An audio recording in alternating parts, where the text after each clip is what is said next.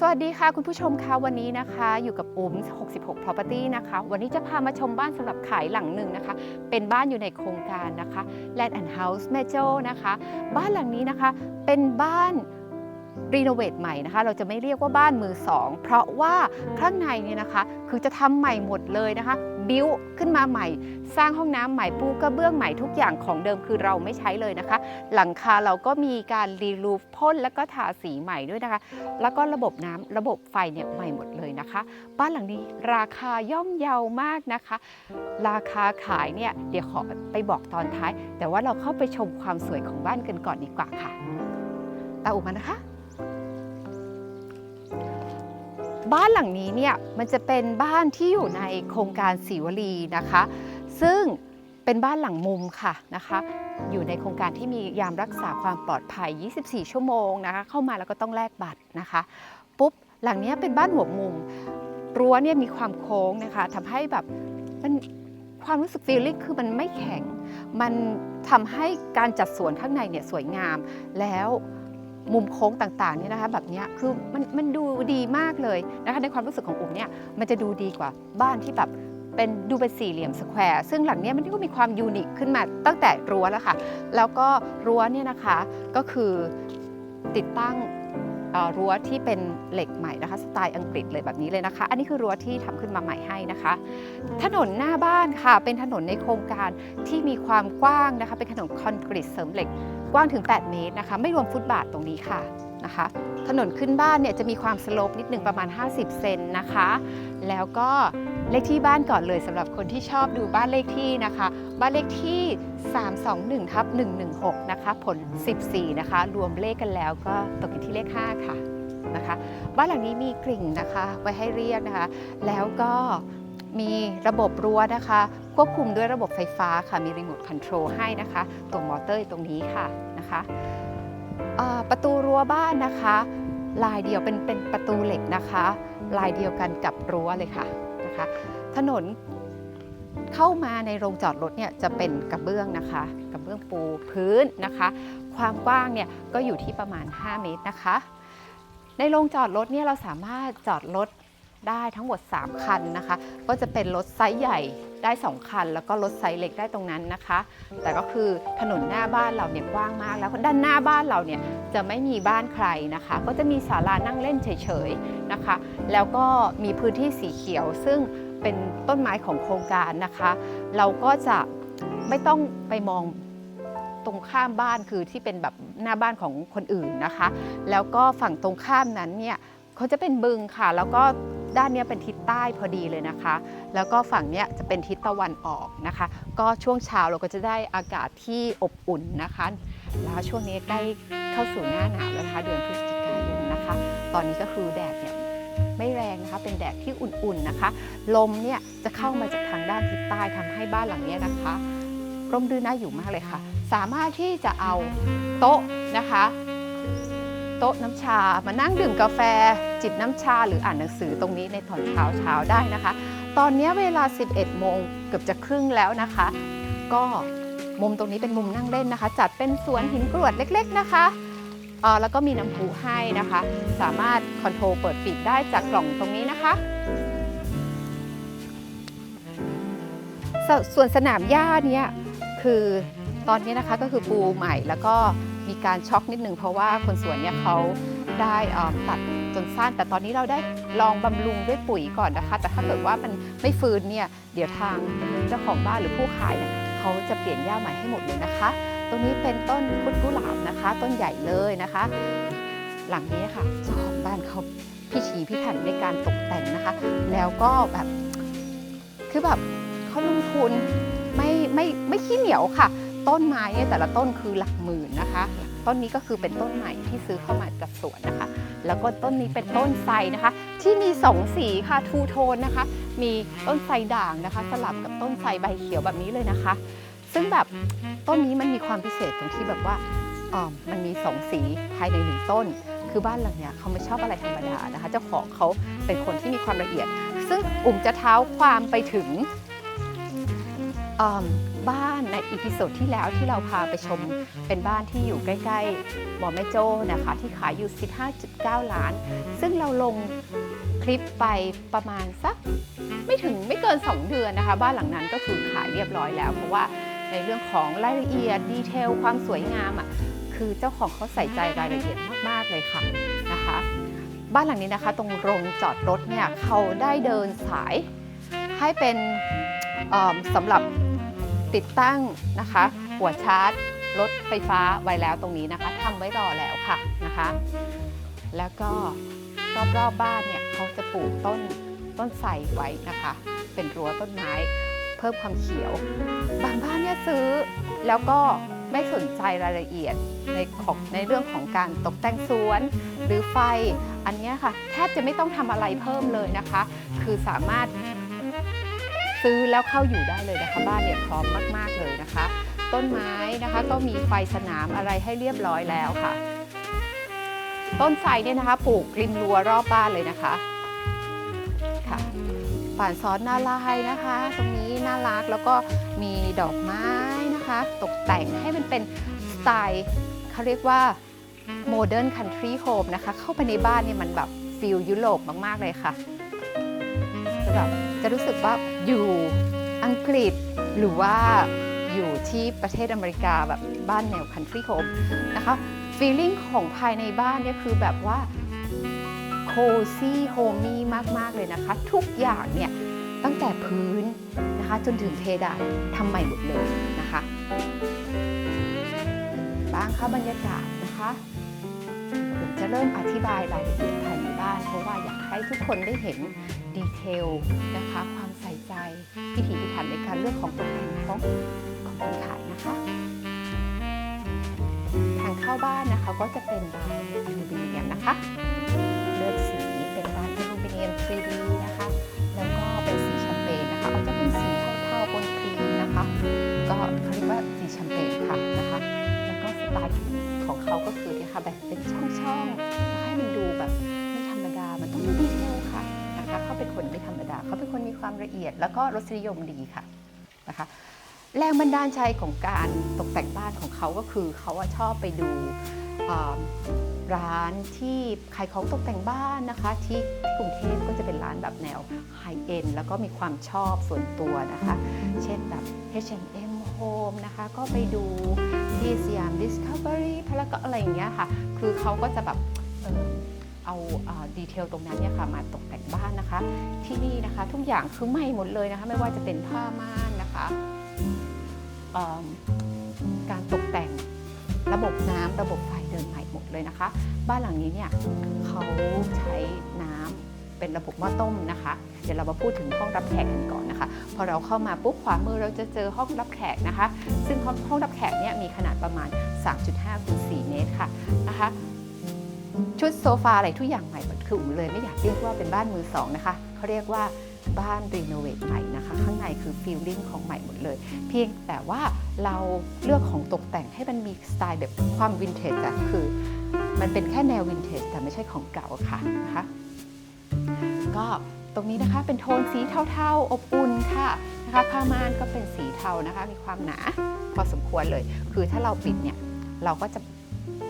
พรางแสงได้ประมาณนี้นะคะมีบ้าน2ชั้นคือมีม่านโปร่งแล้วก็ม่านทึบค่ะราวนะคะเป็นทองเหลืองนะคะเป็นสีบรอนซ์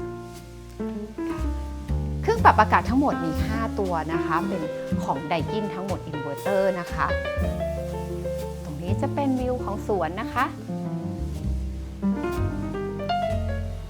ค่ะเปิดออกไปก็จะเป็นนะคะเป็นรั้วด้านข้างนะคะซึ่งเป็นซอยเข้ามาเราจะเห็นว่าบ้านในโครงการนี้ส่วนใหญ่ก็คืออายุเขาก็จะแบบ10 กว่าปีขึ้นไปแล้วก็จะเห็นสไตล์ของเดิมก็คือสไตล์โน้นนะคะแล้วก็สีสันมันก็แตกต่างกันไปค่ะแต่บ้านหลังนี้ค่ะจะโดดเด่นต่างกับบ้านหลังอื่นที่ว่ามีความลุคมันเปลี่ยน completely change เลยนะคะลุคมันเปลี่ยนไปหมดเลยค่ะนะคะโซฟาเป็นผ้านะคะแล้วก็ของตกแต่งบ้านที่เห็นทั้งหมดเนี่ยนะคะก็คือซื้อที่กรุงเทพทั้งหมดแล้วก็แบบราคาแพงนะคะ นะคะอันนี้เราไม่อยากพูดถึงเรื่องราคาเลยกับราคาขายอะ7.9 ล้านบาทคือแบบให้หมดนี่เลยนะคะรวมของตกแต่งไม่เอาออกสักชิ้นเลยนะคะทีวีก็เป็นทีวี55 นิ้วของ Panasonic นะคะเป็น Smart TV ใหม่หมดตู้เนี่ยสั่งบิวทำใหม่หมดเลยนะคะแม้กระทั่งพร็อพของโชว์ในบ้านนะคะทุกชิ้นที่เราเห็นนะคะจะแถมให้หมดเลยนะคะแก้วกาแฟ4 ใบอันเนี้ยก็เป็นของแบรนด์นะคะคือแทบไม่ต้องเอาอะไรมาเลยนะคะซื้อบ้านหลังนี้ได้ครบแล้วก็จบทุกอย่างนะคะดอกไม้วันนี้พี่ทันนะคะในการจัดเพื่อการถ่ายทำวิดีโอในวันนี้เลยนะคะแล้วต้องถ่ายวันนี้ด้วยนะคะถ้าไปถ่ายวันพรุ่งนี้มะรืนนี้ดอกเขียวหมดนะคะไม่ได้เลยนะคะบ้านหลังนี้นี่เน้นรายละเอียดเน้นความสวยงามนะคะฟีลลิ่งและความรู้สึกพื้นกระเบื้องเนี่ยมันเป็นกระเบื้องโมเสกนะคะตารางเมตรละ1,000 กว่าบาทนะคะคือจะต้องปูทีละชิ้นแล้วค่าแรงในการปูเนี่ยก็แพงมากๆด้วยนะคะค่ะแล้วก็เพดานเนี่ยเราก็ทำขึ้นมาใหม่ความสูงของเพดานเนี่ยก็เกือบจะ3 เมตรแล้วนะคะโต๊ะกินข้าวเนี่ยก็จะเป็นโต๊ะวินเทจซึ่งนำมาขัดสีใหม่นะคะเพื่อให้มันเข้ากับบรรยากาศในบ้านนะคะไฟในบ้านนะคะแชนเดอเลียก็คือหลากหลายหมื่น3-4 หมื่น5 หมื่นนะคะอยู่ตรงบันไดนะคะแล้วก็ไฟดาวไลท์ที่ฝ้าเพดานเนี่ยค่ะก็ทำไว้สวยงามนะคะคือดูแล้วอ่ะมันไม่ใช่ของทั่วไปนะคะเป็นการพิถีพิถันในการเลือกของที่จะเอามาตกแต่งนะคะไม่ให้คือเห็นบ้านราคาแบบนี้มาหลายหลังมากซึ่งคนที่เขาทำขายอ่ะเขาคิดแต่ว่าอะไรก็ได้ง่ายๆใช้ของทั่วไปไม่เน้นความสวยงามเน้นกำไรแต่หลังเนี้ยคือมาดูแล้วแบบมันคุ้มมากนะคะไปทำเองอ่ะแล้วถ้าเราไม่มีเขาเรียกว่ารสนิยมหรือเทสในการตกแต่งเราไม่สามารถที่จะไปเดินหาข้าวของต่างๆที่จะมาตกแต่งได้สวยขนาดนี้นะคะมันต้องใช้เวลาในการเลือกของตกแต่งมากกว่าเวลาที่ใช้ในการรีโนเวทบ้านซะอีกค่ะนะคะเข้ามาถัดจากห้องรับแขกค่ะจะเป็น powder room นะคะหรือว่าห้องน้ำสำหรับแขกนั่นเองค่ะเข้ามานะคะ powder room หลังเนี้ยไม่แคบเลยนะคะเข้ามาก็คือค่อนข้างที่จะกว้างนะคะประมาณ2 เมตรคูณ 2 เมตรค่ะนะคะทุกอย่างเนี่ยบิวขึ้นมาใหม่นะคะตู้เก็บของข้างล่างนะคะสุขภัณฑ์เป็นของคอตโต้นะคะเป็นสุขภัณฑ์ชิ้นเดียวนะคะระบบน้ำนะคะมีระบบกดประหยัดน้ำได้2 ระบบนะคะหนักแล้วก็เบานะคะผนังนะคะเป็นสีออกโทนเทาๆพื้นด้วยนะคะซึ่งเน้นเป็นโทนสีอบอุ่นนะคะสำหรับประตูเป็นประตูไม้สักจริงๆนะคะ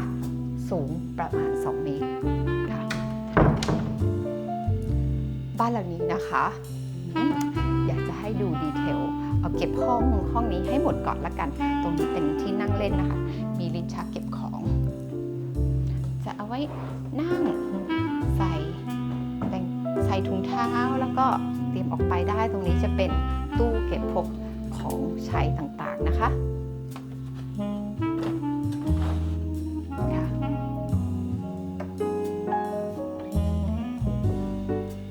ของตกแต่งเนี่ยให้หมดเลยนะคะ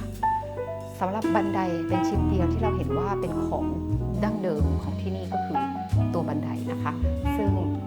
เราก็จะเก็บความออริจินัลไว้ก็เพียงเท่านี้นะคะสำหรับบ้านหลังนี้สำหรับตู้ตรงนี้นะคะเป็นตู้เก็บของ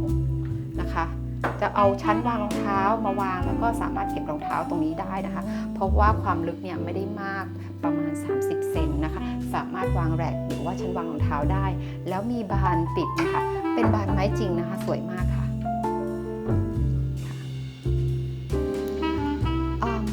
เดี๋ยวเราไปดูห้องนอนชั้นล่างนะคะ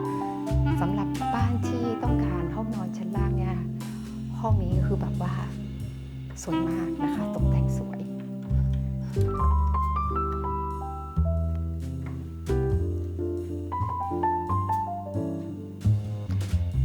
คือแบบลืมเลเยอร์ของบ้าน Land and House เดิมๆไปได้เลยนะคะเพราะว่าบ้านหลังนี้เนี่ยคือเหลือไว้แต่โครงสร้างจริงๆนะคะพวกแบบเสาแล้วก็คานนอกนั้นนี้ทั้งผนังอะไรทำใหม่หมดเลยนะคะค่ะประตูไม้สักสวยไหมคะนะคะลูกบิดประตูนะคะของฮาฟาเล่นะคะสวยเป็นแนวแบบ นะคะอันนี้เราใช้สีไม้จริงๆนะคะโดยที่เราไม่ย้อมสีนะคะก็จะมีสีได้โชว์ลายไม้ด้วยนะคะเก้าอี้จากคุณถาวรเป็นเก้าอี้นะคะอาร์มแชร์สวยๆสีแบบ natural cotton เลยนะคะแล้วก็โทนสีของห้องนี้จะเน้นไปทางโทนสีบลูนะคะสวยไหมคะดอกไม้ก็เป็นดอกไม้จริงนะคะสวยมากเลยนะคะมีโต๊ะแต่งตัวมีลิ้นชักให้2ลิ้นชักนะคะแล้วก็เตียงนะคะเป็นเตียงสีขาวสไตล์ country นะคะอันนี้จะเป็น queen size คือ5 ฟุตนะคะตกแต่งละเอียดอ่อนมีความแบบละมุนมากๆเลยค่ะนะคะโคมไฟข้างๆนะคะเป็นของที่ซื้อมาจากที่กทมนะคะเป็นร้านเฟอร์นิเจอร์นะคะแล้วก็เขาบอกว่ายากมากนะที่จะจับทุกอย่างเลือกซื้อของทุกอย่างให้มันแมทชิ่งลงตัวกันในขั้นตอนเลือกสีผ้าม่านนะคะผ้าม่านที่เป็นลายกุหลาบนะคะเป็นลายผ้าดิบแล้วก็มีพริ้นกุหลาบแบบนี้โอ้โหแบบคือเหมือนกับแบบมันคอสตอมบิวมากๆเลยนะคะที่มีคัสตอมดีไซน์นะคะหมอนตรงนี้ก็จะเป็นที่ไม่ให้นั่งซื้อได้แล้วตรงนี้จะเป็นวิวลงรถค่ะนี่ค่ะสามารถนั่งพักผ่อนนั่งซื้อได้นะคะก่อนเราจะเข้านอนผ้าปูที่นอนที่เราเห็นเนี่ยเหมือนกับจากเรียกว่าแบบซื้อแบบดูแล้วแพงมากนี่คือแอบถ่ายรายละเอียดเขานะคะว่าไปซื้อจากไหนมาเขาถึงตัดนะคะใช้แต่มันดูแบบแพงมากๆเลยแล้วก็คืออยู่เป็นแค่1 ชิ้นค่ะทีเดียวเพราะเราไม่ได้ไปซื้อจากร้านนู้นนะคะมันต้องใช้แบบก็นิยมในการเลือกของนะคะที่วางหนังสือนะคะแล้วก็ตรงนี้ก็มีห้องหน้าต่างนะคะให้มีแสงเข้าห้องนี้ก็คือแสงสว่างดีมากนะคะเครื่องปรับอากาศแอร์เย็นตู้เสื้อผ้าเยอะมากอันนี้คือเข้ามาใหม่นะคะคุ้มมากรู้สึกแบบราคาก็ดีงามมากๆเลยนะคะทำเองหรือไปซื้ออย่างอื่นไม่ได้แน่นอนเลยถ้าเกิดไม่ซื้อบ้านกับพี่ออสนี่คือบ้านที่พี่ออสสร้างนะคุณออสอะค่ะจะไม่ได้ความสวยงามแล้วก็รายละเอียดขนาดนี้เนี่ยแบบชื่นชมฝีมือของเขามากเลยนะคะคือทุกอย่างคิดไว้หมดแล้วสร้างบ้านด้วยความรักความชอบนะคะมี passion ในการสร้างนะคะการตกแต่งค่ะไม่ได้แบบว่าเป็นเน้นแบบไม่ให้ทุนฉันจะสร้างบ้านในเมืองขายปีนึงฉันจะต้องได้ทำได้กี่หลังแล้วก็เน้นปฏิบัตินะคะอันนี้เขาทำเป็น passion เลยนะคะรู้สึกได้เลยเพราะว่าจากการที่เราได้ดูรายละเอียดดีเทลของงานคือรู้เลยว่าเขามี passion ในการทำบ้านขายนะคะอ่างล้างหน้าเป็นอ่างซันนะคะเป็นประชันสูงมากนะคะมีลายมีดีเทลไม่ได้แบบว่าฉันไปซื้อโฮมโปรก็ได้ร้านก่อสร้างก็ได้แล้วมาใช้นะไม่ใช่ค่ะนะคะแล้วก็เลือกสีกระเบื้องนะคะให้มันเข้ากันเพราะห้องนี้มันเป็นทีมสีบลูนะคะเป็นบลูอ่อนๆนะคะผนังกระเบื้องนะคะตัดกับพื้นสีออกขาวนะคะกระเบื้องสุขภัณฑ์คอตโต้ค่ะแต่ตรงนี้เนี่ยจะมีการซ่อนนะคะการดิวอินที่ซ่อนที่วางกระดาษทิชชู่นะคะน่ารักมากเลยนะคะตรงนี้โดยที่ไม่เกะกะด้วยนะคะทำเป็นหลุมเข้าไปเนี่ยเห็นไหมเนาะเก่งมากนะคะแล้วก็มีห้องชาวเวอร์ตรงนี้เป็นเลนชาวเวอร์นะคะเป็นระบบน้ำร้อนน้ำเย็นที่ใช้ระบบน้ำต้มนะคะก็มีโซนแห้งโซนเปียกนะคะแล้วก็มีกระจกด้านเพิ่มนะคะมีช่องระบายอากาศด้วยค่ะนะคะตรงนี้นะคะมีที่วางของเก๋ๆค่ะแล้วก็มีแปรงขัดหลังนะคะน่ารักไหมคะอันนี้เขาไม่เอาออกนะคะให้เหมือนเลยนะคะค่ะประตูเป็นไม้สักนะคะเน้นใช้ของ high quality นะคะไม่ชอบใช้ของเดี๋ยวเราไปดูห้องครัวกันค่ะแบบชอบมากสีผู้ดีนะคะ ตรงนี้เนี่ยจะเป็นโซนห้องครัวซึ่งในห้องครัวเนี่ยเขาก็จะมีบานประตูนะคะเป็นบานสไลด์นะคะ3 ตอนเพราะว่าเวลาเราทำอาหารเราก็ไม่อยากให้กลิ่นอาหาร เข้าบ้านใช่ไหมคะแต่ว่าอันเนี้ยห้องครัวจะเป็นแนวยาวนะคะอันนี้จะถือว่าเป็นครัวฝรั่งแล้วกันค่ะเพราะว่าที่นี่มี2 ครัวนะคะตรงนี้ก็จะมีอ่างล้างจาน2 หลุมนะคะระบบน้ำเนี่ยเขาจะเป็นระบบน้ำร้อนน้ำเย็นนะคะใช้ระบบหม้อต้มนะคะนี่คือแบบซื้อบ้านที่ไหนก็ไม่ได้ขนาดนี้แน่นอนเขาจะใช้แต่ของเบสิกแล้วก็ธรรมดามากและถ้าคุณอยากเปลี่ยนคุณก็ต้องไปเปลี่ยนเองนะคะแลนด์แอนด์เฮาส์ซีรีส์เล็กเนี่ยไม่ได้นะคะแล้วราคาคือ14-15 ถึงอัพนะคะในบ้านซิวารีที่แถวๆแม่เหี่ยซีรีส์เล็กไม่ได้คุณภาพนี้แน่นอนนะคะเคาน์เตอร์นะคะเป็นหินแกรนิตฟิลเตอร์นะคะสวยงามวิ่งวับนะคะดูลักชัวรี่นะคะบานประตูนะคะเป็นไม้จริงไม้สักขัดแบบสีนะคะทำให้มันดูดีสวยนะคะอันนี้คือแบบว่ามันเป็นเทรนด้วยแล้วก็มันดูผู้ดีนะคะเป็นช่องข้างในพื้นเนี่ยก็เป็นไม้หมดเลยนะคะเป็นไม้สักนะคะแล้วก็ที่พื้นเป็นกระเบื้องโทนสีเทานะคะเป็นกระเบื้องค่ะแล้วก็แคบิเนตหรือว่าตู้เก็บของข้างบนนะคะก็แมทชิ่งกันนะคะตู้ล่างข้างบนมี3 ชั้นนะคะของใช้ที่เราวางไว้ในตู้เนี่ยทั้งหมดให้นะคะไม่ได้วางเป็นบล็อกเฉยๆค่ะนะคะสีของกระเบื้องที่ปูผนังเนี่ยนะคะออกเป็นสีแบบว่าเป็นสีแชมเปญนะคะเป็นสีครีมอ่อนๆแล้วก็ไล่สีกันนะคะไล่สีที่มันปะกันให้ดีๆให้มันสวยงามถ้าไม่มาดูเป้าช่างเนี่ยมันไม่สวยขนาดนี้นะคะค่ะแล้วก็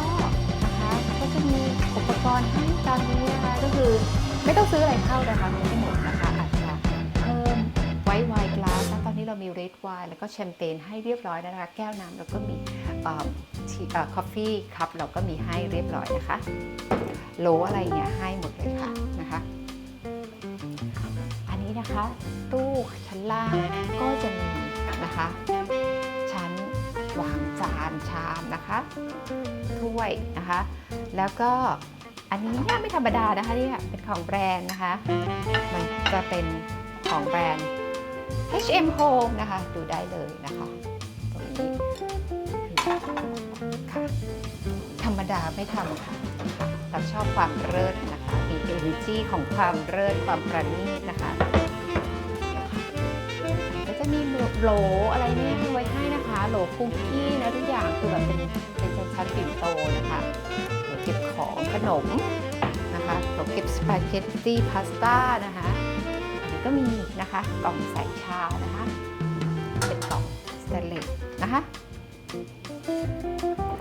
ค่ะที่ชั้นวางของนะคะนี่เลยนะคะมันเป็นไม้สักจริงนะคะมือจับก็เข้ากันกับปุ่มมือจับข้างบนนะคะตรงนี้นะคะก็จะเป็นแก๊สสโต๊ฟนะคะของยี่ห้อแฟรงเก้จากสวิตเซอร์แลนด์นะคะฮูดดูดควันนะคะของแบรนด์เดียวกันนะคะแบบนี้โมเดิร์นมากเลยนะคะแล้วก็เป็นระบบปุ่มสัมผัสนะคะตรงนี้ก็จะเป็นที่แบบเก็บน้ำมันที่มันหยดมาแล้วก็เดี๋ยวเอาไปล้างทำความสะอาดได้นะคะตรงนี้เราก็จะปรับให้มันมีความเด่นขึ้นมานิดนึงก็คือใช้กระเบื้องที่เป็นลวดลายนะคะตรงนี้ก็มีความสวยงามแต่ถ้าถามถึงนะก็คือแบบนี้จะทำความสะอาดง่ายกว่าแต่ไม่เป็นไรค่ะบางทีคนเราก็ต้องบาลานซ์ระหว่างการใช้งานกับความสวยงามด้วยนะคะมุมนี้นะคะดูสวยมากดูเป็นสไตล์คันที่ปุ๊บนะคะเป็นไม้สักเป็นแผ่นๆนี่แหละ3 นิ้วแต่ว่ามีการเจาะร่องให้มันมีดีเทลนะคะเขาแบบละเอียดจนไปถึงการเลือกรูปแล้วก็กรอบรูปนะคะดีเทลตรงนี้นะคะนี้นะคะขวดพริกไทยเกลือแล้วก็ที่ใส่ไม้จิ้มฟันนี่ก็สวยงามมากนะคะดอกไม้ทุกอันนะคะตอนนี้มันจะมีร้านขายดอกไม้ที่เป็นดอกไม้นำเข้านะคะอยู่ที่กาดหลวงคือพี่เขาก็แบบว่ารู้ว่าเราจะมาถ่ายวิดีโอวันนี้นะคะเขาก็แบบไปจัดหาซื้อดอกไม้สวยๆแพงๆนะคะบนหลายพันเลยค่ะเพื่อมาตกแต่งบ้านให้มันสวยงามนะคะมีตะกร้าใส่ของนะคะยังไม่ได้เปิดแต่ก็เป็นช่องวางของค่ะตรงนี้เนี่ยจะเน้นว่าเอาไว้ใส่ถังแก๊สนะคะตรงนี้ช่องคือสามารถที่จะสไลด์ถังแก๊สเข้าไปได้เลยค่ะนะคะส ำหรับตู้เย็นนะคะก็จะเป็นตู้เย็นนะคะไซส์บายไซส์2ประตูยี่ห้อฮิตาชินะคะเป็นของใหม่เลยค่ะนี่นะคะเปิดเข้ามานะคะก็จะเป็นช่องวางของตามนี้เลยเชิญค่ะนะคะก็มีลิ้นชักต่างๆนะคะฟังก์ชันการใช้งานดีมากนะคะข้างบนเป็นตัวแช่เย็นนะคะสำหรับฟรีเซอร์จะอยู่ห้องข้างล่างค่ะก็จะมี2ฝั่งเลยค่ะไม่ว่าจะเป็นผักเนื้อสัตว์หรือว่าน้ำแข็งนะคะสามารถแช่ตรงนี้ได้นะคะแล้วก็มีตู้เก็บของทั้งข้างบนข้างล่างนะคะแบบนี้แล้วข้างในเนี่ยจะมีในตัวของกล่องไฟหรือฟิวส์บ็อกอยู่ข้างในนะคะซ่อนอยู่ข้างในหลังนู้นเลยแต่เรายังสามารถเก็บของอะไรตรงนี้ได้อยู่นะคะแล้วก็มีนะคะไมโครเวฟนะคะระบบ2ระบบคือเป็นทั้งกริลทั้งไมโครเวฟได้นะคะแบบบิวอินของแฟรงเก้เช่นกันนะคะจากสวิตเซอร์แลนด์แล้วก็เตาอบไมโครเวฟแล้วก็โอเว่นนะคะแบบบิวอินนะคะแล้วก็มีลิ้นชักใส่ของตรงนี้ค่ะถัดมานะคะข้างนอกเนี่ยนะคะจะมีประตูกั้นอันนี้จะเป็นโซนภายนอกละนะคะประตูเป็นเฟรมไม้สักมีกระจกนะคะดูแล้วก็ไม่ทึบจนเกินไปจะเป็นครัวไทยค่ะผมบอกแล้วว่าพี่เขาเป็นคนที่แบบละเอียดประณีตคิดอะไรเนี่ยตอนฟูมากๆคือเขานึกถึงฟังก์ชันการใช้งานและความสวยงามแล้วแบบทำให้มันลงตัวคุณแทบจะไม่ต้องมาต่อเติมอะไรเพิ่มเลยนะคะบางบ้านบางหลังเนี่ยเราซื้อมาเราต้องมาต่อหลังคาออกไปเองแล้วต้องมาเพิ่มตรงนั้นตรงนี้เองคือหลังเนี่ยคือจบนะคะอันนี้ก็จะเป็นนะคะไม้จริงไม้ใหม่ๆนี่เลยค่ะแต่ทำสีให้มันดูเป็นแบบนี้นะคะแล้วซึ่งมันแบบว่าชอบในความแบบมีรสนิยมการตกแต่งแบบนี้นะคะการเลือกใช้สีโทนแบบนี้อุปกรณ์แบบนี้คือสำหรับคนที่อยู่ต่างประเทศมาก่อนหรืออยู่ยุโรปหรืออเมริกามาก่อนเท่านั้นที่จะเข้าใจว่าทำไมถึงตกแต่งสไตล์นี้นะคะแล้วมันก็เป็นความชอบส่วนตัวนะคะสำหรับแม่บ้านนะคะต่างชาติหรือคนที่เคยไปเรียนหนังสือมาน่าจะชอบนะคะน่าจะถูกใจสำหรับหลังนี้นะคะมือจับก็จะเป็นแบบแนววินเทจนะคะข้างล่างก็มีช่องเก็บของแล้วก็เป็นช่องเซอร์วิสนะคะของท่อ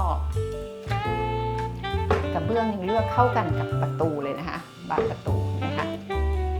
แล้วก็มีลิ้นชักนะคะใส่ของมีช่องวางช้อนนะคะแบบนี้เลยทำมาก็ฟิตเปี้ยเลยนะคะแบบบางคนเนี่ยเขาทำแบบช่องแล้วก็ไอเนี้ยมันก็วางไม่พอดีแต่พี่เนี่ยเขาละเอียดมากพี่เขาละเอียดมากคือเขาจะต้องให้มันวางช่องพอดีแล้วไม่ต้องมีร่องข้างๆอ่ะคือแบบยอมใจนะคะแล้วมันแบบดีมากเลยแบบสงสัยว่าเราถ้าผมอยากจะทำบ้านในอนาคตจะต้องแบบเรียนเชิญพี่เขามาช่วยงานละนะคะตรงนี้ก็จะมีเตาแก๊สนะคะเป็นของแฟรงเก้เช่นกัน2หัวนะคะแล้วก็นะคะก็จะมีช่องเก็บของตรงนี้นะคะกระเบื้องที่เลือกมาปูเนี่ยก็ให้มีสีเข้ากันนะคะอันนี้ค่ะมีความสเปเชียลอย่างหนึ่งก็คือมันเป็นตู้เก็บของ DIY ยังไงนั้นบานที่เห็นเนี่ยค่ะมันคือกล่องไวน์ที่ไม่ได้ใช้แล้วเป็นเคสไวน์ที่ไม่ได้ใช้แล้วเอามา DIY ทำเป็นตู้คุณผู้ชมคะคือแบบทึ่งในความไอเดียของเขาความคิดสร้างสรรค์ของเขานะคะทึ่งมากแล้วแบบโอ้โหพี่คือมันเจ๋งมากแล้วอู๋เป็นคนชอบอะไรที่มันดูเป็นแบบคนที่เขามีคนชอบคนครีเอทีฟนะคะชอบงานศิลปะชอบงานตกแต่งคืออู๋แบบคือมันเคมีมันเข้ากันกับเรามากเลยนะคะแล้วก็ตรงนี้ค่ะจะมีมุมนั่งเล่นนะคะคือตรงนี้จะบอกพิเศษอย่างหนึ่งว่ามันมีปลั๊กให้ตรงเนี้ยที่เห็นไม่ใช่ความปลั๊กธรรมดานะคะปลั๊กตรงเนี้ยพี่เขาคิดว่าตั้งใจให้เป็นมุมหมูกระทะเหตุที่มีปลั๊กตรงเนี้ยเพราะว่าเขาต้องเดินไฟเส้นใหญ่กว่าปกติเนื่องจากว่าการใช้หม้อซุกี้หม้อหมูกระทะเนี่ยมันเป็นเครื่องใช้ไฟฟ้าที่ใช้ความร้อนสูงถ้าเราใช้ไฟเส้นธรรมดาเนี่ยมันก็จะตัดนะคะอันนี้เขาก็เลยแบบว่าตั้งใจทำตรงนี้ให้มีความพิเศษแล้วก็เน้นกับช่างว่าจะต้องทนกับความการใช้เครื่องใช้ไฟฟ้าที่ความร้อนสูงได้นะคะสำหรับตรงนี้นะคะก็จะเป็นเครื่องต้มน้ำนะคะสตีเบลนะคะ30 ลิตรทั้งหมดเราก็จะมี2เครื่องด้วยกันนะคะ สียบปลั๊กตรงนี้นะคะกันน้ำได้ด้วยค่ะตรงนี้ก็มีก๊อกน้ำนะคะเตรียมไว้ให้เพื่อเอาไปใช้ซักล้างนะคะด้านหลังบ้านเนี่ยเรายังเดินได้รอบนะคะระยะห่างเนี่ยก็อันนี้ไม่ต้องห่วงเรื่องของปัญหาของเพื่อนบ้านนะเพราะว่า1มีการคุยกันมีความสัมพันธ์ที่ดีต่อกันนะคะแล้วอีกอย่างหนึ่งนะคะเราไม่ได้ปิดทึบให้มันมีอากาศลมมันก็ยังโฟลว์ได้เสร็จแล้วเขามีรางริมซึ่งน้ำมันก็ไม่กระเด็นไปบ้านเพื่อนบ้านแน่นอนนะคะและอีกอย่างหนึ่งคือฝั่งนี้มันไม่มีบานเปิดคือตามกฎหมายแล้วถ้าคุณมีบานเปิดหรือหน้าต่างเปิดเนี่ยมันจะต้องแบบห่างมาอย่างนี้ใช่ไหมคะแต่ด้านหลังเนี่ยทึบเลยเราไม่มีช่องหน้าต่างหรือช่องประตูใดๆทั้งนั้นนะคะอันนี้ก็คือไม่ถือว่าผิดกฎหมายค่ะอันนี้นะคะลืมบอกว่าเป็นพรมนะคะที่ทำจากปอนะคะเป็นพรมที่ปูในครัวคิทเช่นรักเนี่ยคือเป็นของแบรนด์ด้วยเห็นแบบนี้ไม่ธรรมดานะคะไม่ได้แบบว่าไปซื้อมาจากกลุ่มงานฝีมือบ้านถวายอะไรหรือว่าชาวบ้านนั้นนะคะอันนี้คือพรม H&M นะคะโฮมนะคะสำหรับไว้ใช้ในครัวนะคะเท้าจะได้ไม่ยืนอยู่กับพื้นกระเบื้องแล้วก็เย็นเท้าเป็นตะคริวนะคะคนที่ใช้ชีวิตอยู่เมืองนอกเท่านั้นนะคะจะเข้าใจค่ะถัดมานะคะเดี๋ยวเราจะพาไปชมห้องซักผ้านะคะและลานซักล้างสะอาดค่ะสวยงามนะคะเป็นไม่เคยมองข้ามจุดหรือมุมใดๆของบ้านเลยแม้แต่นิดเดียวนะคะหันกลับมาหาเราหน่อยนะคะเราก็อยากจะพรีเซนต์นะคะในเรื่องของประตูห้องครัวค่ะแต่ก็ต้องมีบัวนะคะคือสวยคือบ้านเนี่ยบ้านคนไทยเราจะไม่ค่อยเห็นผู้รับเหมาก่อสร้างหรือว่าคนทำบ้านขายใดๆนะคะจะทำนู่นทำนี่ดีเทลอะไรเยอะแยะขนาดนี้คิดว่าถ้าใครดูวิดีโอบ้านหลังนี้แล้วไม่รีบซื้อนะคะไม่ทันนะคะบ้านของคุณออสเนี่ยไม่เคยอยู่นานเกิน 2-3 เดือนอะบอกเลยนะคะอันนี้ก็มีมุมแขวนดอกไม้นะคะต้นไม้นะคะสวยๆนะคะแล้วก็รั้วนะคะแล้วก็ปลูกต้นโมกไว้ต้นโมกนี่มันออกดอกแล้วมันมีกลิ่นหอมมากนะคะตรงนี้แบบดีนะคะปั๊มน้ำนะคะของ Mitsubishi ค่ะ 250 วัตต์นะคะแท้งน้ำแท้งเก็บน้ำสำรองน้ำอันนี้คือ 2,000 ลิตรนะคะถัดมานะคะเป็นห้องซักผ้าห้องซักล้างค่ะนะคะขนาดห้องซักผ้านะคะยังดูดีดูผู้ดีขนาดนี้ค่ะผ้าม่านนะมี2ผู้ดีไปไหนเป็นอูยังคงคิดว่าตัวเองคงไม่ติดผ้าม่านไว้สำหรับห้องซักผ้าแต่เขาอะสามารถที่จะแบบทำให้มันดูเหมือนบ้านในแมกกาซีนนะมันไม่เหมือนเป็นบ้านแบบโซนยุโรปเลยนะคะมีการตกแต่งผนังด้วยกรอบรูปนะคะแบบนี้นะคะเครื่องซักผ้านะคะเป็นเครื่องของยี่ห้อบอชนะคะนี่9 กิโลนะคะเป็นของใหม่นะคะกระเบื้องเนี่ยปูเป็นกระเบื้องโทนสีเขียวดูสะอาดนะคะตู้เก็บของค่ะเราเอาไว้ใช้เก็บข้าวของนอกที่ใช้มีปลั๊กเสียบไฟก๊อกน้ำกระเบื้องห้องซักผ้านะคะต้องเป็นกระเบื้องเซรามิกต้องเป็นอ่างเซรามิกเท่านั้นเนื่องจากว่าเวลา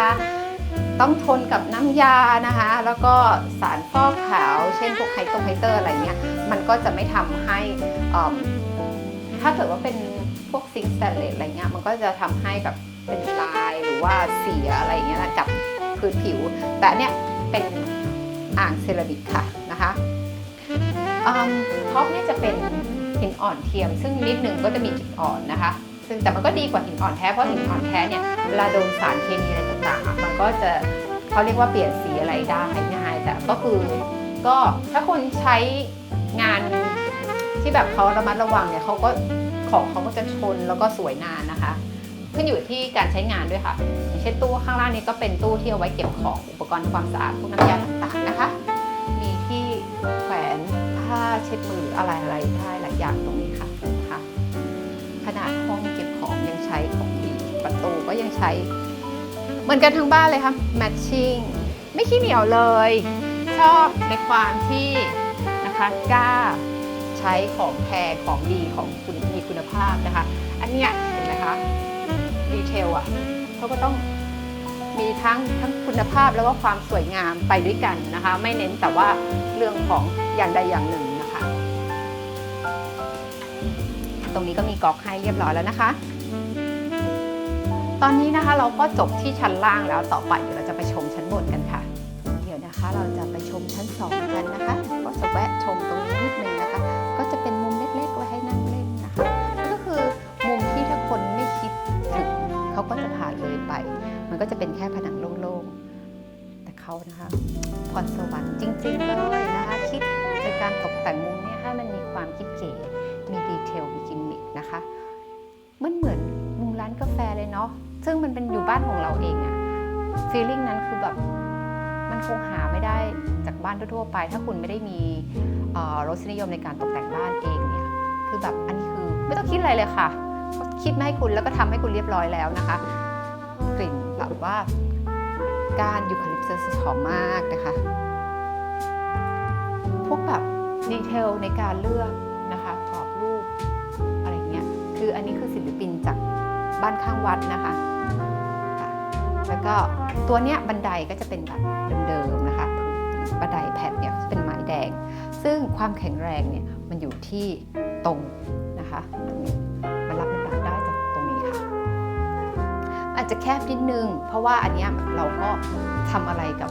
บ้านที่เป็นโครงเดิมไม่ได้มากในเรื่องของบันไดเพราะจะขยายก็ไม่ได้เพราะมันจะมีผนังอยู่นะคะตรงนี้ก็จะเป็นโถงบันไดที่มีช่องหน้าต่างนะคะเราก็เปลี่ยนใหม่หมดเลยนะคะแล้วก็ใช้ผ้าม่านนะคะยาวสูงจากเพดานลงมาที่พื้นเลยค่ะแชนเดอเลียนี่แหละค่ะนะคะแชนเดอเลียเนี่ยแพงมากนะคะแพงคือแบบว่าหลายหมื่นค่ะนะคะก็ใส่เนาะแค่ขึ้นมาก็เป็นเจอกระโถงบันไดแล้วก็จะแบบเป็นที่พักนิดๆเล็กๆน้อยๆนะคะแล้วก็คือบ้านมันไม่ได้ไซส์ใหญ่มากมายพื้นที่ใช้สอยประมาณ175ตารางเมตรนะคะบนที่ดินอยู่ที่76ตารางวาเนี่ยนะคะเขาก็สามารถที่จะรังสรรค์นะคะความสวยงามได้ขนาดนี้นะคะนี่จะเป็นบานไม้สักจริงนะคะห้องนี้ยังไม่ใช่ห้องมาสเตอร์คือจะบอกเลยว่าข้างบนเนี่ยจะมีแค่2ห้องนอนเราจะนึกถึงเลเยอร์เดิมๆของแลนด์แอนด์เฮาส์แล้วบ้านไซส์แค่นี้ก่อนที่จะขยายเนี่ยพื้นที่มันน่าจะมีอยู่ประมาณสัก130-140ตารางเมตรแต่พอเราขยายพื้นที่ตรงฝั่งนู้นออกไปนะคะทำให้บ้านเนี่ยมีพื้นที่ใช้สอยเพิ่มมากขึ้นนะคะตรงนี้ก็จะกลายเป็นห้องนอนที่เดิมมีเป็น2ห้องนอนแล้วแชร์ห้องน้ำเล็กๆตรงนี้นะคะแต่ตอนนี้มันคือแบบ before and after นี่คือเป็นห้องนอนที่แบบดูกว้างโคซี่มากนะคะอันนี้คือแบบว่าหัวนอนใช้หันหน้าไปทางหน้าบ้านนะคะเป็นทิศตะวันออกคือใต้มันเฉียงมานิดเดียวเองแต่ส่วนใหญ่อะคือทิศตะวันออกประมาณ 75% ใช่ไหมคะเราก็ยังได้ความอบอุ่นว่าแดดจากทางทิศตะวันออกอยู่นะคะผ้าม่านใช้สีโคซี่มากเลยเนี่ยอบอุ่นนะคะใช้สีอ่อนนิวทรัลคือสีธรรมชาตินะคะสีเทากับสีครีมแบบนี้เลยนะคะคือนี่เราก็ถามพี่ไปซื้อผ้าปูอะไรจากไหนคือบางอันเขาก็ซื้อร้านแต่บางอันเขาก็ตัดเองตัวเนี้ยเป็นโคมไฟวินเทจแต่ไอตัวเนี้ยก็สั่ง H&M Home นะคะสั่งมา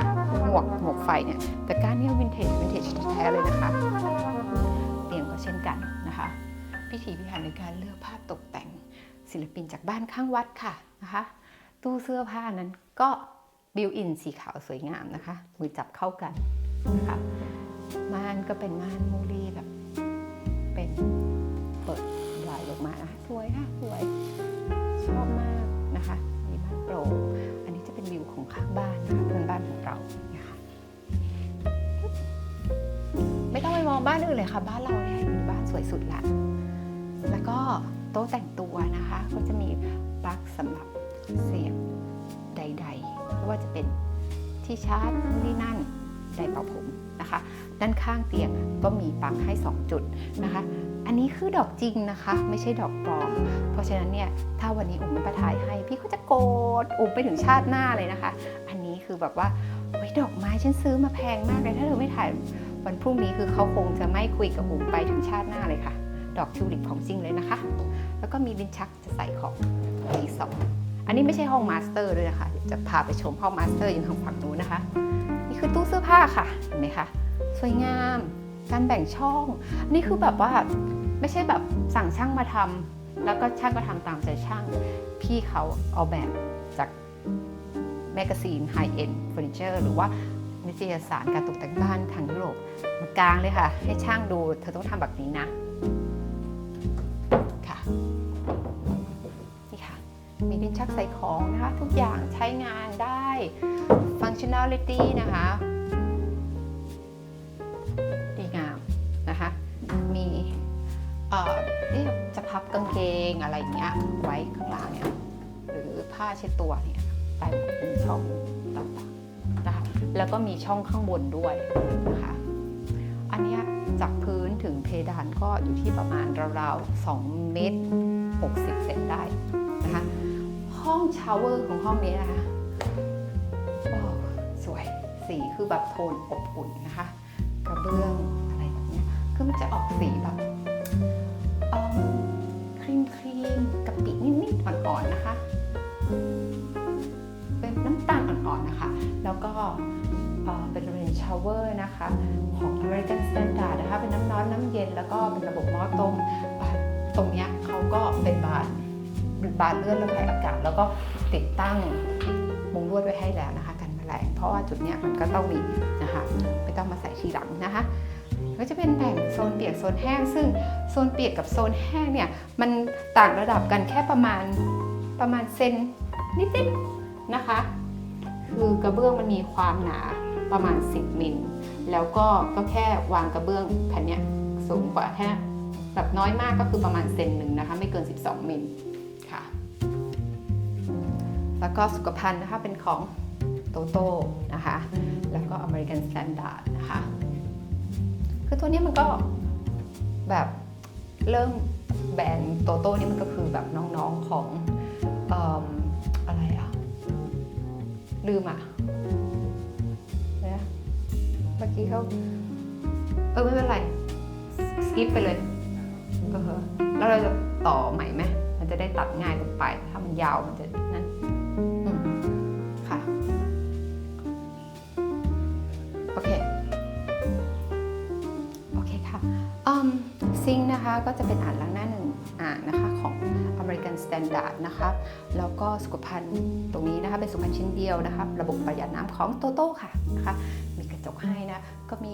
เล่นโกนิดนึงนะคะกรอบสีทองเพื่อให้มีความหรูหรานะคะแล้วก็ประตูไม้เนี่ยสั่งทำนะคะเป็นไม้สักจริงและให้มันดูแบบออกแนว country อันนี้คือเป็นประตูสไตล์บาร์นเฮาส์นะคะ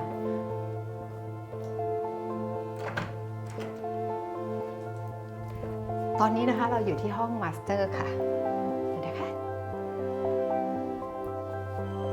ทะเลชมบรรยากาศรอบๆห้องก่อนเลยนะคะมาสเตอร์เบดรูมนะคะพื้นที่ใช้สอยเนี่ยอยู่ที่ราวๆ60 ตารางเมตรนะคะ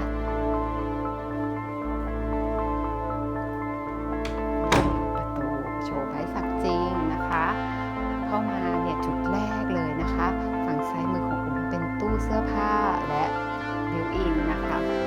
เป็นช่องเก็บของเก็บกระเป๋าเก็บอะไรก็ได้นะคะแล้วก็เป็นตู้เสื้อผ้านะคะห้องนี้ตู้เสื้อผ้าจะเป็นสีเทานะคะ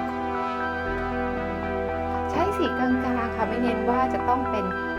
ของผู้หญิงหรือว่าของผู้ชายเพราะว่าจริงๆแล้วเน้นไปที่แนวสีที่มันเป็นสีโคซี่แล้วก็อบอุ่นมากกว่าค่ะนี่เป็นช่องใส่กางเกงนะคะ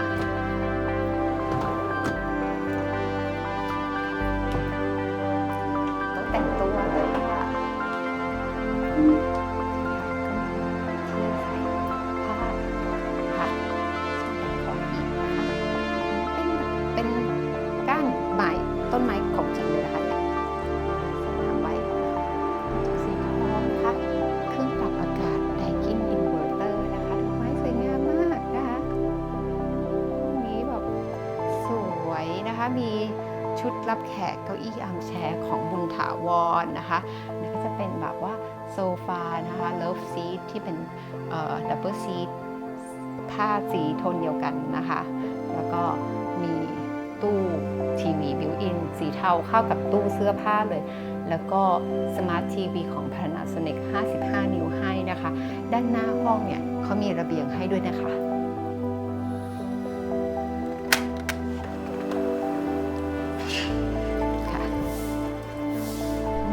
โถข้างนอกเนี่ยนะคะเป็นกระเบื้องกันลื่นคือแบบว่าลายของกระเบื้องเนี่ยมันมีความนูนนะคะมันก็จะแบบว่าไม่ลื่นเวลาที่แบบฝนสาดมาเปียกนะคะตรงนี้จะมีรูที่เจาะไว้ให้ระบายน้ำข้างนอกเนี่ยค่ะน้ำมันสามารถที่จะลงไปข้างล่างแล้วก็ไหลลงที่สวนได้เลยตรงสนามหญ้านะคะแต่ตรงเนี้ยเราก็สามารถที่จะปลูกต้นไม้ได้อีกนะคะเพราะว่าเหมือนเป็นทำไว้ให้เป็นกระถางนะคะสามารถลงเป็นปลูกกุหลาบแบบอังกฤษหรือว่าดอกไม้ใดๆก็ตามนะคะให้มันมีความสวยงามตรงนี้ได้นะคะตรงนี้ก็จะเป็นนะคะราวที่เป็นแมทชิ่งกับรั้วเลยนะคะสีดำค่ะ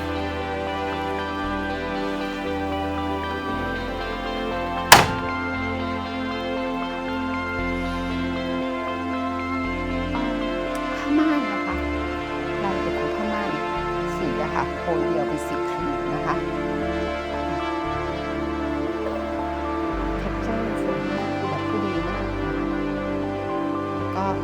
พรมที่ให้เป็นพรมวินเทจพรมอัฟกันนะคะแล้วก็พื้นของห้องเนี่ยชั้น2จะเป็นกระเบื้องนะคะคาโต้ลายไม้แต่ว่าออกสีแบบอ่อนมากก็คือเป็นสีเทาปนครีมอ่อนๆนะคะก็จะเห็นว่าบ้านหลังนี้นะคะก็จะเป็นโทนสีโคซี่ไปหมดเลยแล้วผนังเดิมของบ้านเดิมมันก็จะเป็นแค่นี้นะคะแล้วก็เป็นโครง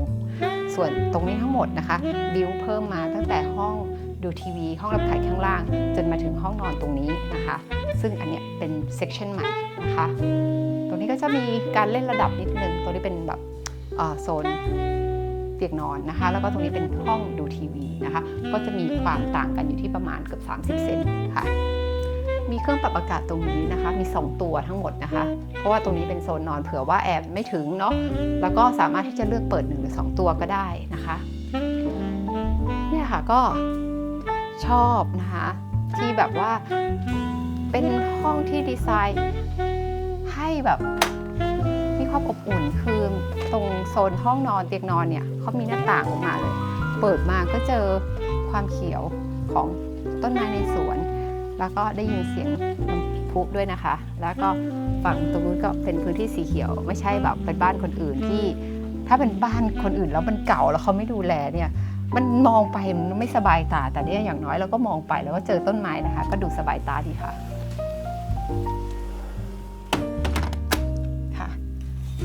เสร็จแล้วเนี่ยผมก็ถามเขาว่าเห็นผ้าปูที่นอนนะคะเบดดิ้งเซตเนี่ยแต่ละห้องเนี่ยก็แอบถามเขาว่าเขาไปซื้อของตกแต่งบ้านที่ไหนเพราะผมก็เป็นคนชอบตกแต่งบ้านเหมือนกันเขาก็เลยบอกว่าเธอฉันไม่ไปซื้อร้านไหนฉันตัดเองจ้านะคะสวยมากนะคะเนี่ยเป็นผ้าแบบชิ้นเดียวแบบแทบจะไม่มีรอยต่อเลยนะคะเนี่ยสวยมากค่ะอันนี้ก็จะเป็นแบบดูเวทคัฟเวอร์ก็คือเป็นปลอกผ้านวมนะคะแล้วก็มีหมอนนะคะเตียงที่เข้ากันนะคะสวยมากเลยให้ดูนะคะเป็นโคกไม้จริงนะคะผูกด้วยผ้าอันนี้แล้วหลายหมื่นมากเลยค่ะผ้าม่านให้มันดูแบบเป็นผ้าแจ็คพอตแล้วก็มี texture อยู่บนผ้านะคะเพื่อให้มันดูมีความหรูหรามากขึ้นอลังการมากขึ้นนะคะอันนี้แหละค่ะที่ว่าเป็นตัวขาของโคมไฟแบบวินเทจแต่ว่าเขาสั่งซื้อหมวกของโคมไฟเนี่ยจาก H&M Home นะคะแล้วก็โต๊ะข้างเตียงก็แมทชิ่งกับเตียงนะคะเป็นมี3 ลิ้นชักทั้ง2 ฝั่งค่ะแล้วก็ห้องน้ำค่ะประตูบริษัทนะคะที่บ้านหลังนี้ก็จะไม่มีอ่างอาบน้ำนะคะแต่ก็เข้ามาปุ๊บนะคะเป็นอ่างล้างหน้าขนาดใหญ่ของคอตโต้ค่ะมาดูนะคะใช้ของดีเลยอันนี้คือแบบจะเป็นแบบนี้นะคะแล้วก็ระบบน้ำร้อนน้ำเย็นนะคะกระเบื้องสีเทานะคะแล้วก็มีพื้นที่วางของนะคะชั้นวางของแล้วก็ตู้เก็บของเลยค่ะ สุขภัณฑ์คอตโต้นะคะค่ะแล้วก็กระเบื้องข้างล่างเนี่ยเป็นกระเบื้องคือเราจะมีความรู้สึกเลยว่ามันไม่ใช่กระเบื้องที่ลื่นนะคะมันมีแค่ได้ยินเสียงก็รู้แล้วค่ะว่ามันแบบมีความสากนะคะนี่คือด้านหลังของประตูนะคะเป็นไม้ซิงค่ะเขาใช้แบบของแบบวิถีพิถันนะคะทุกอย่างคือเก็บรายละเอียดได้ดีมากนะคะอันนี้ก็จะเป็นกระเบื้องที่มีดีเทลแล้วก็สวยงามมากนะคะเป็นสีเทาเข้ากันนะคะที่ของแบ่งหลังนะคะแล้วก็เรนชาวเวอร์ที่เป็นระบบน้ำร้อนน้ำเย็นนะคะใช้น้ำร้อนจากหม้อต้มค่ะก็คือห้องนี้ก็กว้างพอสมควรคือแบบสบายๆเลยนะคะเพราะว่ามันการรีโนเวทบ้านมือสองเนี่ยมันมีข้อจำกัดในเรื่องของพื้นที่และเลเยอร์เดิมอยู่แล้วแล้วเขาทำได้ออกมาในขนาดนี้ถือว่าเก่งมากๆเลยนะคะตรงนี้นะคะก็เป็นแบบช่องระบายอากาศนะคะเป็นบานกระทุ้งออกไปแล้วก็มีมุงลวดให้แล้วตรงนี้ก็จะเป็นกระจกฝ้านะคะเพื่อให้มันรับแสงจะได้ไม่อับคือแสงเนี่ยมันสำคัญมากนะคะเพราะว่าแสงเนี่ยมันช่วยในเรื่องของการฆ่าเชื้อโรคนะคะในหลักฮวงจุ้ยก็ถือว่าถ้าห้องน้ำเนี่ยมันแบบมันอยู่ที่ตะวันตกนี่ถูกต้องเลยเพราะว่าฝั่งนู้นเนี่ยที่ตะวันออกฝั่งเนี้ยห้องน้ำมันอยู่ที่ตะวันตกเวลาช่วงบ่ายเนี่ยความร้อนแล้วก็แสงเนี่ยมันช่วยฆ่าเชื้อโรคเพราะห้องนี้มันจะเป็นห้องที่มีความชื้นสูงใช่ไหมคะค่ะ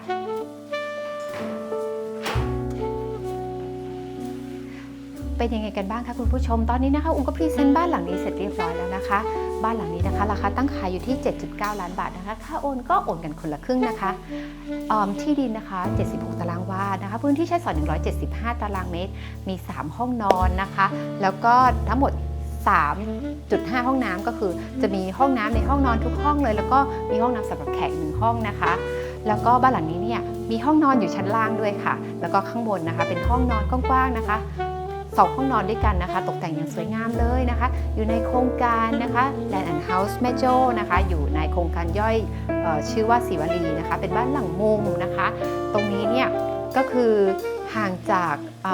ตลาดรวมโชคนะคะใช้เวลาเดินทางเพียงแค่10 นาทีนะคะไปโรงเรียนต้นกล้านะคะใช้เวลาเดินทางอยู่ที่ประมาณ5 นาทีนะคะ NIS ประมาณ10 นาทีก็คือนครพายัพ International School นะคะมหาวิทยาลัยแม่โจ้นะคะก็ประมาณ5 นาทีค่ะไป Central Festival ใช้เวลาเดินทาง15 นาทีเข้าเมือง20 นาทีนะคะนิมมานก็ไม่เกิน20 นาทีไปสนามบินนะคะใช้เวลาเดินทางประมาณ20-25 นาทีนะคะอยู่ใกล้โรงพยาบาลกรุงเทพใกล้โรงพยาบาลเทพปัญญานะคะตรงนี้เนี่ยเดินทางสะดวกมากเพราะว่าอยู่ใกล้ทั้งเส้นวงแหวนรอบที่3แล้วก็ไปวงแหวนรอบที่2ก็สะดวกนะคะข้อดีของบ้านหลังนี้ก็คือนะคะมันเป็นโครงการที่เงียบสงบนะคะตอนที่เรามาถ่ายเนี่ยเราไม่ค่อยได้ยินเสียงพลุกพล่านเลยถนนกว้างนะคะแล้วก็ค่าส่วนกลางนะคะตารางวาละประมาณ10 บาทแล้วก็ทั้งปีเดียจ่ายอยู่ที่ 9,120 บาทเท่านั้นเองนะคะอย่าลืมกดไลค์กดแชร์กดติดตาม YouTube Channel ของเรานะคะและลูกค้าถ้าเกิดว่าสนใจต้องการนัดชมนะคะเบอร์กับQR Code Line ของเราอยู่ขึ้นอยู่ข้างนะคะแล้วก็ลูกค้าสามารถที่จะแชทได้ที่ Line @66property นะคะเว็บไซต์ของเราก็คือ 66property.com นะคะแล้วก็ลูกค้ายังสามารถติดตามเราได้ใน TikTok แล้วก็ Facebook Page ด้วยค่ะนะคะสำหรับวันนี้อุ้มขอลาไปก่อนนะคะพบกันใหม่ในคลิปหน้าค่ะสวัสดีค่ะ